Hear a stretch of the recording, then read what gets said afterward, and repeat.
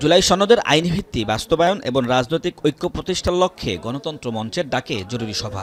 উপস্থিত ছিলেন মঞ্চের ৬টি দল সহ এনসিপি, এবি পার্টি, গণ অধিকার পরিষদ সহ ৯টি দল। ২ ঘণ্টার বৈঠকে দলগুলো জুলাই সনদ বাস্তবায়ন নিয়ে সৃষ্ট জটিলতা নিরসনে আলোচনা করে। পরে নেতারা বলেন সরকারকেই এই সমস্যার সমাধান করতে হবে। আমরা নিজেদের মধ্যে কিছু বিষয়ে কাছাকাছি এসেছি এবং আমরা অপরাপর যে রাজনৈতিক দল আছে তাদের সাথে আমরা আবার কথা বলাটা অব্যাহত রাখব এবং আমরা আশা করছি যে আমরা সবাই মিলে একটা জায়গার মধ্যে কিছু পরিমাণে হয়তো কাছাকাছি আসতে পারবো। শুধুমাত্র বিএনপি জামাতই নয়, আরও যে অন্যান্য দলগুলো আছে, ইসলামিক দল, বামপন্থী দল, মধ্যপন্থী দল, সবার সাথে আমরা এই ৯টি দল বসবো। আমরা আশাবাদী অবশ্যই একটি সমাধান হতে হবে। সরকার যদি এর সুরাহা করতে না পারে তাহলে জনগণের প্রতিনিধিত্ব হারাবে বলেও মনে করেন নেতারা।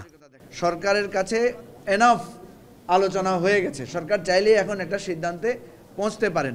কারোর সাথে যদি সরকারের আলাদা কথা বলার দরকার হয় সরকার বলে নিলেই হতো, কারণ এখানে বিবাদমান পক্ষ কিন্তু খুব বেশি না। তো সুতরাং সরকার সবাইকে আবার ঠেলে দেওয়ার কারণে আজকে আমরা একটা দায়ে পড়েছি। আমরা যদি এটা উদ্যোগ না নেই মানুষ তখন বলবে যে রাজনৈতিক দলগুলো আপনারা তো কিছু করলেন না। আমরা চাই বাংলাদেশের বর্তমান সংকটকে নিয়ে, এই সংস্কারকে নিয়ে যে সংকটের জায়গা উদ্ভূত হয়েছে সেটা যেন সুষ্ঠুভাবে এটা সমাধান হয় এবং এই জায়গাটাতে আমাদের পক্ষ থেকে আন্তরিকতা রয়েছে, কিন্তু সরকারকেই আসলে সাহসী ভূমিকা পালন করতে হবে। এ সময় সংস্কার থেকে মুখ ঘুরিয়ে দেওয়ার জন্য বিএনপি মনোনয়ন প্রক্রিয়া শুরু করেছে বলে অভিযোগ করেন এনসিপি নেতা নাসিরউদ্দিন পাটোয়ারি।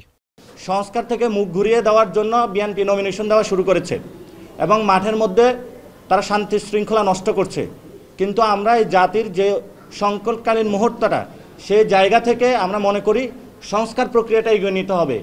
সবাই জামাত বিএনপির বাইরে তৃতীয় রাজনৈতিক শক্তি হিসেবে মধ্যপন্থার দলগুলোকে নিয়ে জোট করার বিষয়টি নিয়েও আলোচনা হয়। ওমর ফারুক, এখন, ঢাকা।